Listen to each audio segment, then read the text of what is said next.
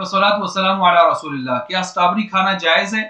एक सुबह social media पे लोगों ने डाला हुआ है कि स्ट्रॉबेरी जो है ये जहन्नम का फल है और ये ज़क़ूम जो कुरान में आया है तो ये वो है और ये मना है, नाजायज़ है।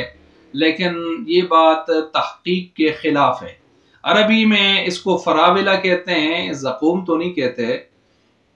जहन्नम का फल होना इसका किसी भी शरई दलील से या लुगत से इसका ज़क़ूम होना ये चीज़ें क़तअन साबित नहीं है।